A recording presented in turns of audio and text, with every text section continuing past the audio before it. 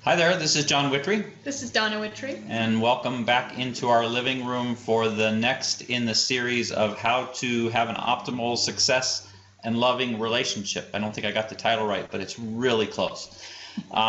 Thank you so much for joining us for these series. I hope that you're enjoying them. I hope that you're getting a lot of value out of them. Just as a quick reminder, this is probably the least amount of time and the least amount of money that you can invest to really move your relationship to an incredible level. So one of the things that we want to keep challenging you on is, if you're watching these alone, that's great, and there's a lot that you can get out of them and really take in for yourself. But in an ideal world, if you could enroll your partner into watching them with you. We got a great email from a peer of mine, a colleague of mine, and he was actually doing a recording for Entheos as well, and so then sat and watched ours. And they've been married, he and his wife have been married for 23 years, and his email to me was that he was making a commitment to me that he was going to use these videos to reestablish and reaffirm their relationship. So I thought that was a really powerful statement and a beautiful way to take your relationship to the next level. Why wait until things break down? Why not go from good to great? And these videos are really intended to help you go from good to great. The video that you're listening to now is called Listen to Understand. And I wanted to give a brief introduction to this because I would say in the relationship coaching work that Donna and I do, communication is the cornerstone for a successful relationship, for a relationship that's really knocking out of the park, really effective communication. And then I would also say the greatest lack in a dysfunctional relationship is communication.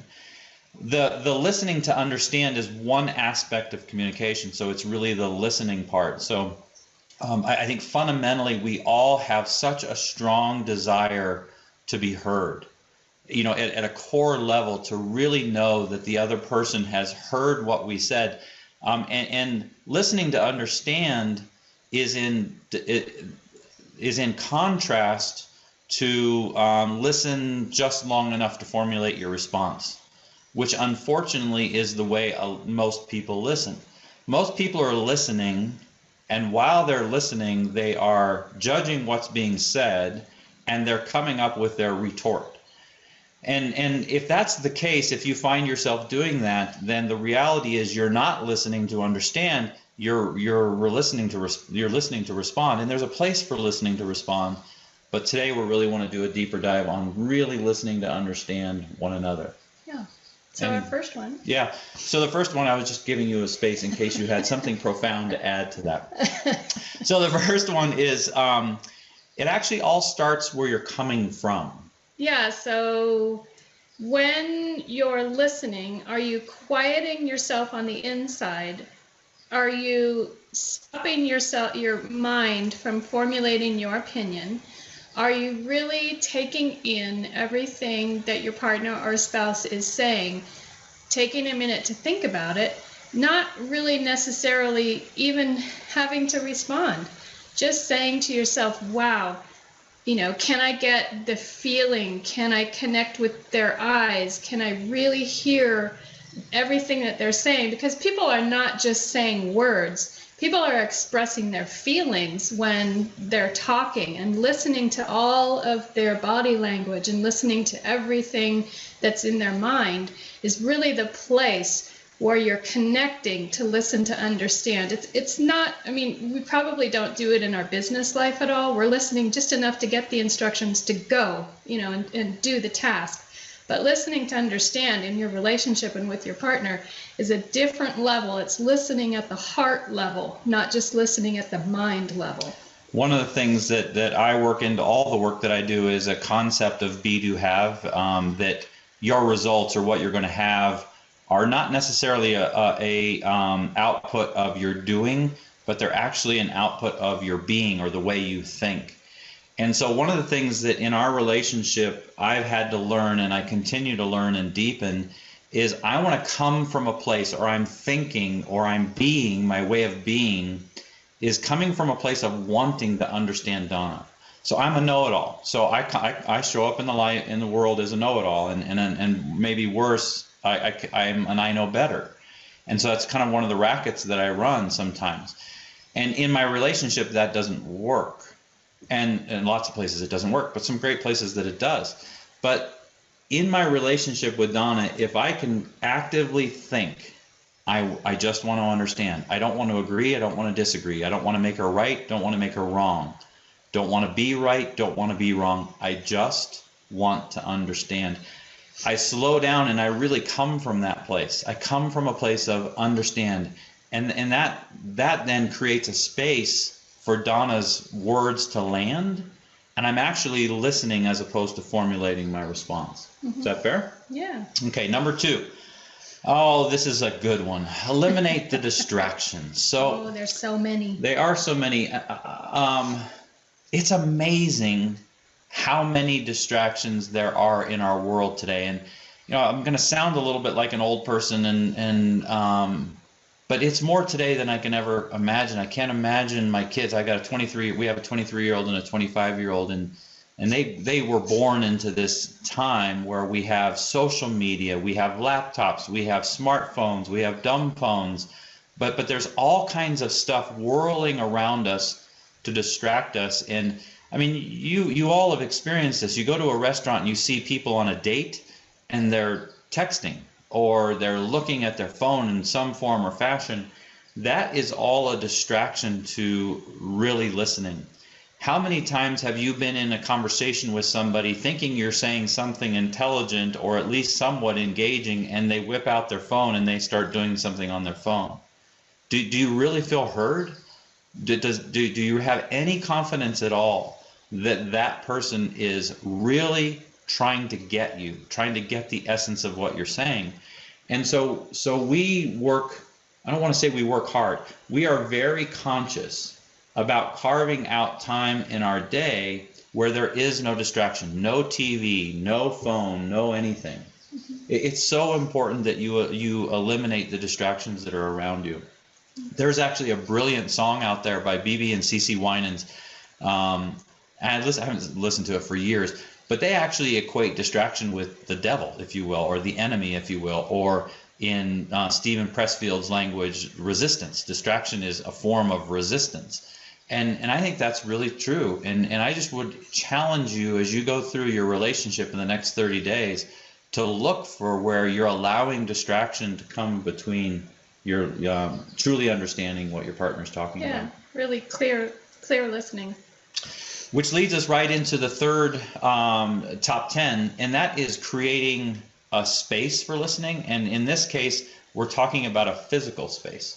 Yeah, so for us, when we were first married and, we love to be outdoors, we love nature.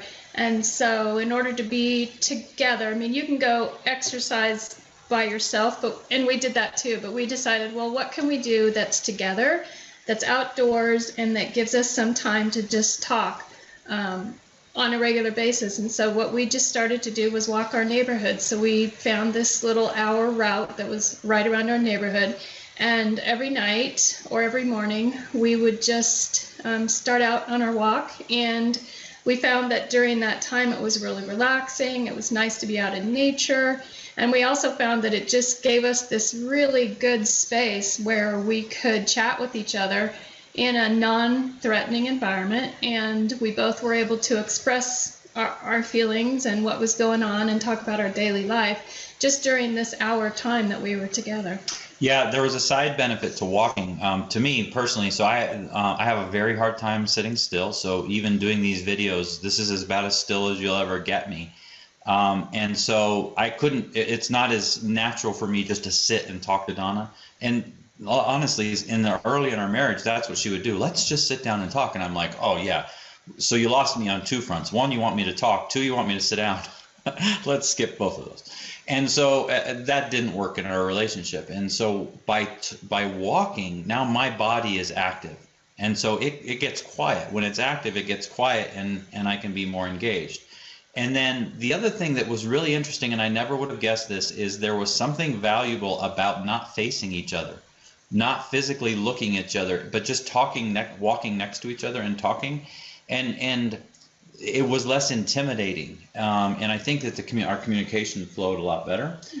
The other thing that, in terms of physical space, an idea that I'd like to throw out is, and we wrote an article on this on our blog called Two Chairs, is we actually have always, well, from 2 years into our marriage on, have always created a space in our home with 2 chairs, at least one space with 2 chairs, and it was essentially the safe zone. And no distractions. So in that space, there's no TV, there's no radio, there's no phones, there's no computer. So now we have the distractions piece taken care of. Usually and outside. It's often as possible outside, except in the winter. It's not so fun. Yes. And then it's the safe zone. It's a place where we have an agreement that we can talk about anything. There's nothing that we can't talk about, and our commitment is to keep the conversation safe. And so that's a whole nother webinar we could do on how to have a safe conversation. But the reality is, creating that physical space that's actually a signal. When I see Donna sitting there, it sends a signal to my brain that goes, okay, there's a conversation to be had. I don't know what it is, and I'm choosing not to be afraid of it, and I'm going to have a seat too. And then we can get into the conversation. So creating space in your world, physically creating space in your world to have these conversations, is one of the top 10 tips. Then the next one, and it's funny, when I was editing your notes, you did a really good job. Donna wrote it as be quiet, and I wrote it as shut up. So, in my coaching world, there's sometimes just to be really direct, and so I'm going to be really direct. And many of you need to stop talking. Just to be really straight, is sometimes you talk too much and your words are getting you in trouble. And your words, the number of words that you're using, and the type of words that you're using are making it impossible for you to actually listen. So being quiet, and so my take on the being quiet is, if I'm talking, there is no way that I'm listening. And so again, you've heard by now in some of these videos, I'm a big fan of Post-it notes on my screen. And so one of the other Post-it notes I have on my screen asks the question, why are you talking? And again, that's a very important signal to my brain to shut up, because as you've seen in these videos, I have propensity to talk more than Donna does. And so I just need to listen, but that requires that I be quiet. Yeah, and to me, being quiet is more like a quieting in your soul. It's a quieting in your heart. It's a quieting in your mind. It's the kind of quiet that you can do when you're meditating, when you're by yourself exercising, taking a walk. It's that listening that connects you to everything that's going on around you. And it doesn't necessarily come from the chatter that's in your head constantly. It's just a quieting in your soul. And when you're in that space where you feel like your head chatter's gone and you're quiet in your soul, that's really a wonderful place to be in communication with your spouse, with your partner, is in that place where you have just a gentle quietness in your soul. And, that's, I think, your best place for listening. Yeah, and it's interesting, kind of, you can hear the differences in how Donna and I even came at that best practice, right? So mine is more of the physical and hers is more of the internal. And what's beautiful about being married is that rubs off on each other. So one of the things that Donna does incredibly well is that really quiet place, that meditative place, and being in that. And I have to coach myself into that. And I'll give you a quick story. I'm looking out into our backyard, and Donna has a little garden that she's growing lettuce. And last week, before she went on vacation, she was reminding me vehemently to not forget to water her lettuce. And she went on about her lettuce for about 15 minutes. I mean, she was just going on about this lettuce. And it's just lettuce. It's just a little lettuce garden in my mind. You can see she's having already an issue. But my, that quiet place that she's talking about, I had to keep coaching myself in my listening to really understand Donna. I had to keep telling myself, relax. So I'm not saying this out loud. I'm saying this into myself. Relax. Relax, because I'm getting impatient. Let's talk about something else. Let's move on from lettuce. What's the big deal about lettuce? That's what the chatter, right? And by just telling myself, relax, relax, what I was able to do is listen to understand what's her passion about this lettuce. And what I realized is in the work that she does with Down syndrome kids and autistic kids is all the ministry she does. She doesn't get to see anything grow. She doesn't see a huge result, right? But she's nurturing this lettuce and it's growing. And every morning she gets to go cut some of it off and have it as part of her breakfast. And so by listening to understand and by coaching myself into that relaxed place, I was actually able to get that it wasn't about the lettuce. It was actually about nurturing something and seeing the fruit right away and getting to take advantage of the fruit right away. That would have never happened if I hadn't come from a place of listening to understand. It's the heart connection.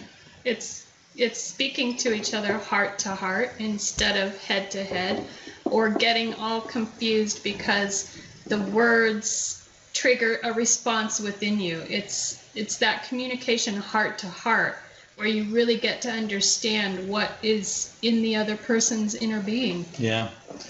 So another top 10 practice is asking questions. So when you're listening to understand, really making sure that you're slowing down and you're asking questions to get to the heart of the matter, to get deeper and deeper and deeper into an understanding place. Many times I will listen from a place of formulating my response and telling you how right I am and making you wrong. I'll have all these things going on. And what I found is that if I'm truly coming from a place of listening to understand, if I will keep asking questions, well, what else? So, well, what else? Well, go a little deeper on that. Tell me a little bit more about that. If instead of giving a response or formulating a response, if I can just keep saying things like, what else? Is there anything else? Say more about that is one of my favorites, both with Donna or my kids or my coaching clients, is can you tell me more about that? Tell me more about that. I will actually exhaust her. Like Donna needs to talk, and I will exhaust her if I will just keep saying, well, say more about that. Well, tell me more. And instead of talking at this level, she'll start talking at this level, and she'll start talking at this level. Use the lettuce example. We'll say, I mean, the last thing that I wanted to do in a lettuce conversation is say more about that, right? But like, what more is there to say about lettuce except when she says more, it's, I love nurturing something. I love watching it grow. I love the experience of seeing the fruit of my labor right now. And I would have never got there if I hadn't asked questions or say more. So what's your take on that? I've talked a lot about that one, but how do you use questions in trying to listen to understand me? It's asking questions about what makes the other person, what triggers their passion level. I mean, it's not saying, how was your work today, honey? It's saying, what happened at work today that bothered you? Or what happened at work today that made you really happy? Or what happened at work today that made you feel really good and confident? It's just going beyond the how was your work today, honey? Which my answer is fine. To just, yeah, because you're not going to get any other response than that. And so just asking questions that come at the passion level, asking questions that come at, the intuition level, going just a little bit deeper in your question asking to find out really, because we all have experiences every day that take a little bit of a deeper question asking in order to bring them out in your partner. Yeah. You wouldn't just say it right off the bat. Like if I said, how was your day today? You wouldn't just go, oh man, I felt so confident when I was in this meeting, and no. You wouldn't respond like that right away. Mm-hmm. I would have to maybe ask 2 or 3 other questions in order to get to the level where you would tell me, I had this really great meeting and I really felt confident. I felt like I was able to use all my skills. Yeah. So asking questions, absolutely key. The next one is an interesting one, is tune in every day. And you got to know that for 25 years we've been working with couples to help them have better relationship. And I will say that it's a little bit shocking and somewhat dismaying how little time people invest in connecting with one another every day. And one surprising things is when you say, well, how, when we're trying to explore what's going on in their relationship, we'll say, how much time do you spend every day? People will say, every day? Yeah, every day. You mean we're supposed to be together every day? We don't. And so not right, wrong, good or bad, but you have to look at your results. And if your results aren't what you want, I will say that one of the top 10 best things to do is tune in every day at some level. And we have a client right now who one of their key pieces of homework is to check in every day and do a download on the day, because what was happening is they were going days, weeks, and months without doing it, and they were very quickly growing apart very early in a relationship. And so, we asked them for an hour. If you can imagine, we asked them an hour a day, and that was way more than they could do, chose to do. And so we said, great, so at least 15 minutes, so that each of you has the opportunity to contribute. So they called it their daily recap. Yeah. So they would, grab a drink or whatever and sit down together and just kind of do a daily recap of what was happening in their day that day, just to keep establishing the connection that you have with that other person. I mean, when you think about the other relationships in your life, you think about how much time do you spend making sure that the relationships are working well. Your best friend, your parents, you call them, you go out to lunch with them. It takes effort to put into the relationship. Well, I think it's exponential when it has to do with the person that you're married to or in a relationship with. Yeah, absolutely key. You've got to really carve out time, and it's not that every day is going to be some deep, meaningful, la conversation, but checking in every day and making sure that the other person's okay and understanding where they're at and how they're feeling, not to solve anything, but listening to understand, asking questions, and taking some of these other concepts into that time is absolutely key. And Donna and I, just to kind of set the bar, we have an hour a day gig. I mean, we spend at least an hour a day just with each other, and we live a very full life. So the other part of my world is I'm a productivity expert, and so I know how to manage a calendar and help people manage a calendar. And it's not that you don't have time to do this. It really isn't that you don't have time. It's just that you haven't chosen to do it. And if you really want to have a rock star relationship, then I would challenge you to choose into checking in every day and having some time set aside to listen to understand. Right, and I think a lot of times what you tell your clients is to actually put it on their calendar. Calendar it. Until it becomes a habit, you really do need to calendar it. It needs to be blocked out somehow. Mm-hmm.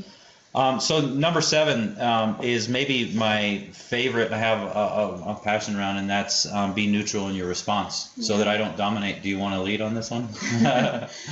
Well, it's, if you're going to truly express yourself from your heart, you want to feel that you're in a situation where you're not immediately going to be judged.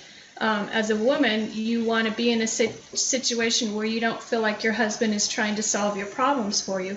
I don't need John to come up with solutions all the time for everything that I'm trying to express to him. I just really want him to hear the frustration or the happiness or the joy of whatever I'm expressing to him, without feeling judged, without feeling like he's going to problem solve it for me, just feeling like he's just really tuning in to hearing what I'm saying. Yeah, the thing that we try to do in our relationship, and that we try to help other people do in their relationship, is understand that your reaction or your response in any situation will greatly affect how that person shows up next time. And this is true in our marriage. This is true in our raising of our children. This is true in my leading employees or my leading people. Is how I react is how they're going to come in next time. So with my son, when he was 16 or 17-year-old, I asked him a very pointed question. And it was a bit, I'm not going to go too deep into it, but it was a difficult question. And he gave me a really honest response. And quite frankly, it took me by surprise. And it was all I could do to not go through the roof at his response. Like, it was It was every ounce of my being to maintain self-composure and control. I was driving a truck, pulling a trailer at the time, so a lot of, I just had to pay attention to what was going on. But I was initially really upset. But very quickly, thankfully, I stopped myself, and all I said to him was, I need some time to process your answer. Can we talk about this in a little while? And he said, yeah. So creating that space to slow down and not reacting, not jumping down his throat, which was what I wanted to do, allowed me to get my head about me and remember, wait a minute, how I respond to him in this is going to drive how honest he is with me the next time. And the thing I love about my son is he's really honest with me. And I could have ruined it by reacting negatively. Instead, we got on the motorcycles that we were pulling on the trailer. We rode for a while. We went and sat in a field, smoked a cigar together, and I just was honest. And I said, had an honest conversation, a neutral response, which allowed him to continue to be honest with me, which at 16 was pretty amazing. But that slowing down and that being disciplined and conscious with the way I responded to him has set up a pattern of him being able to be honest with me for the rest of our lives. It's no different in our marriage. Yeah, if you say to me, oh, honey, I really want you to be honest with me, and, like if I have, I don't know, done something, overspent money, or, done something that I didn't want to tell him about, if he really wants an honest response from me, he's probably not going to get it because I have an idea of how he's going to react. So if we're saying to our spouses, oh, I really want you to be honest with me, and then we're not careful about our own judgment, our own snap, responses and things like that, we're really not going to get honesty from our spouse because of our own reactions. Yeah, that's a really important one. Again, we could almost do a whole video on that one. The next one is a kind of another response in terms of listening to understand, to keep it in a really neutral place. And that is practice saying, I hear what you're saying. Like sometimes conversations have a lot of energy around them. And to try to diffuse the energy, we desperately want to say something. And unfortunately, sometimes it's not the right thing. And so what we found is a really neutral statement is, I hear what you're saying. Mm-hmm. I'm not saying I agree with you in that, and I'm not saying I disagree with you. I'm just saying I hear what you're saying. Well, and it could give you just enough time for your brain to just slow down. You're just sitting there listening to their response, and you're just saying, oh, okay, I hear what you're saying. And you calm yourself that way. You're like, oh, well, that brought up a real trigger within me. But if you just discipline yourself to say, okay, I hear what you're saying, then you calm your own self down until you can react in a way that's going to be more beneficial for open communication instead of just shutting it down completely by reacting with anger first thing. Yeah, so play the game, I hear what you're saying. Number 9, and this, I don't know, this is really... I don't know if I'm being too gender specific, but this may be more to the guys, is listening isn't solving. And I'm a solver. Like I pride myself on being able to solve a lot of really challenging problems. But that's not what Donna, she mentioned this earlier, it's not what she wants.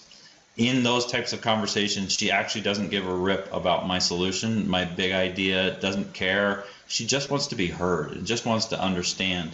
And so for me with you, I just constantly have to remember you're not looking for a solution, and we had to make a deal. So we have some agreements in our marriage, and one of them is when she wants me to solve something, she has to actually ask for it. So, hey, honey, I want you to help me solve this, or do you have an idea about this, or can you help me? And unless I hear those words, I take myself off the hook to have to come up with a solution. Yeah, we had to identify it though. I mean, we really had to have a conversation about that in the beginning. Is, honey, when I'm telling you things, I really don't need you to be solving things for me.